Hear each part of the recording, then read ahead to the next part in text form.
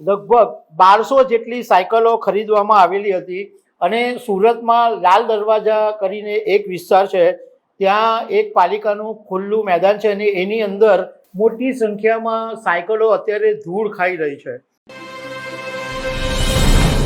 પ્રધાનમંત્રી નરેન્દ્ર મોદી 5મી તારીખે સુરત અને દમણની મુલાકાતે આવવાના છે અને જ્યારે સુરત આવવાના છે ત્યારે સુરતમાં વહીવટી તંત્રએ એક એવી જાહેરાત કરી કે ઇન્ડોર સ્ટેડિયમમાં જે લોકો આવવા માંગતા હોય અને જે નજીકમાં હોય એ સાયકલ ઉપર આવે.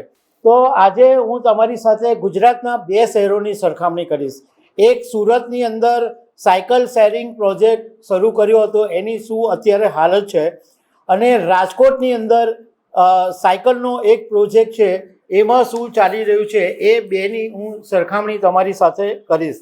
મારું નામ રાજેશ શાહ છે અને તમે જોઈ રહ્યા છો ગુજરાતના સૌથી મોટા ડિજિટલ ન્યૂઝ પ્લેટફોર્મ ખબરછે.com. સુરત મહાનગરપાલિકાએ 2018ની અંદર સ્માર્ટ સિટી મિશન હેઠળ એક પ્રોજેક્ટ મંજૂર કર્યો અને 2019માં એ પ્રોજેક્ટ લોન્ચ કરવામાં આવ્યો અને એ પ્રોજેક્ટ હતો સાયકલ શેરિંગનો પ્રોજેક્ટ. સુરત મહાનગરપાલિકાએ જ્યારે 2019માં આ સાયકલ શેરિંગ પ્રોજેક્ટ લોન્ચ કર્યો ત્યારે આશય એવો હતો કે ફિટનેસને પ્રોત્સાહન આપવામાં આવે અને પર્યાવરણને બચાવવામાં મદદરૂપ બને, અને એ ખરેખર બહુ જ સરાહનીય પ્રોજેક્ટ હતો. અને જ્યારે સાયકલ શેરિંગ પ્રોજેક્ટ શરૂ થયો ત્યારે સુરતના લોકોએ એને એટલો બધો વધાવી લીધેલો કે તમે રાત્રે નીકળો કે વહેલી સવારે નીકળો તો તમને સુરત મહાનગરપાલિકાની એ સાયકલ જ દેખાય, અને એટલો બધો લોકોએ એનો લાભ પણ લીધો. સુરત મહાનગરપાલિકાએ એનો જે રેટ હતો એ પણ બહુ જ નોમિનલ રાખેલો હતો. 1 કલાકથી વધારે 5 રૂપિયા, 2 કલાકથી વધારે 10 રૂપિયા, અને ડિપોઝિટ પણ નોમિનલ હતી, 300 રૂપિયા ડિપોઝિટ રાખવામાં આવે અને મોબાઈલ એપથી આખું એનું વહીવટ ચાલતો હતો.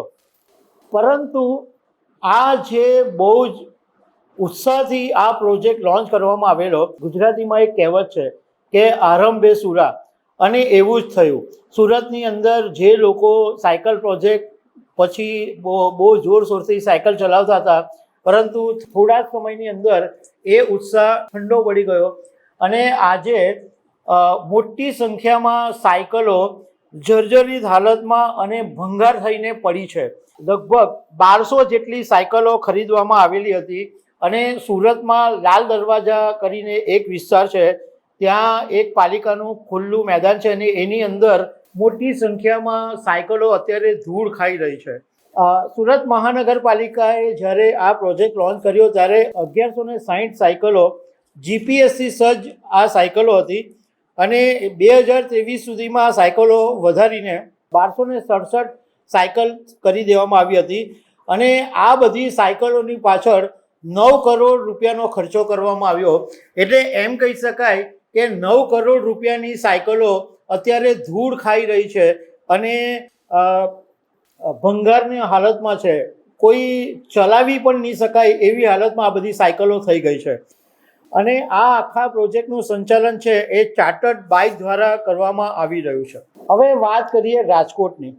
તો રાજકોટની અંદર 2019માં સાયકલ પ્રમોશન યોજના શરૂ કરવામાં આવી અને આ યોજના હેઠળ જે કોઈએ, એટલે જુલાઈ 2019 પછી જેમણે પણ સાયકલ ખરીદી હોય એને રાજકોટ મહાનગરપાલિકા 1000 રૂપિયાથી વધુની સબસિડી આપે છે અને અત્યાર સુધીમાં 1.5 કરોડથી વધારે સબસિડી રાજકોટ મહાનગરપાલિકાએ ચૂકવી દીધી છે. રાજકોટની અંદર ગ્રીન મોબિલિટીને પ્રોત્સાહન આપવા અને પ્રદૂષણ ઘટાડવા માટે આ યોજના શરૂ કરવામાં આવી અને છેલ્લા 7 વર્ષની અંદર 2025-26 સુધીનો જે આંકડો છે એમાં 15000 લોકોએ આ સાયકલ ખરીદી માટે 1000 રૂપિયાથી વધારેની સબસિડી લીધી છે. 2019માં જ્યારે આ પ્રોજેક્ટ શરૂ કર્યો ત્યારે રાજકોટ મહાનગરપાલિકાએ એક પરિવારના એક સભ્યને સબસિડી આપવાનું નક્કી કરેલું, પરંતુ એ પછી થોડા વર્ષોમાં એ પોલિસીમાં સુધારો કરીને પરિવારના અન્ય એક સભ્યને પણ સબસિડી આપવાનું શરૂ કરવામાં આવ્યું, એટલે ઘરના 2 વ્યક્તિને સબસિડી મળી શકે. અને 2020માં પણ રાજકોટ ચર્ચામાં આવેલું, કારણ કે એ વખતે જ્યારે કોરોના મહામારીનો સમય હતો ત્યારે રાજકોટ મહાનગરપાલિકાની અંદર અધિકારીઓ કર્મચારીઓ બધા જ સાયકલ ટુ ઓફિસની એક પહેલ શરૂ કરેલી અને એ વખતના રાજકોટ મ્યુનિસિપલ કમિશનર હતા ઉદિત અગ્રવાલ. એમણે કર્મચારીઓ અને અધિકારીઓને એવું કીધું હતું કે એટલીસ્ટ અઠવાડિયામાં એક વીક સાયકલ ઉપર આવવું જોઈએ. તો આ બે શહેરોની સરખામણી તમારી સાથે કરી તો સુરતની અંદર મહાનગરપાલિકાની પણ ભૂલ છે અને સુરતના લોકોની પણ ભૂલ છે કે આટલો સરસ પ્રોજેક્ટ, આટલી સરસ સાયકલની વ્યવસ્થા એમ છતાં ઉપયોગ નહીં કર્યો અને પાલિકાએ આની પાછળ ધ્યાન નહીં આપ્યો. તો દર્શક મિત્રો, આવી અનેક વાતો સાથે અમે તમને મળતા રહીશું. આભાર.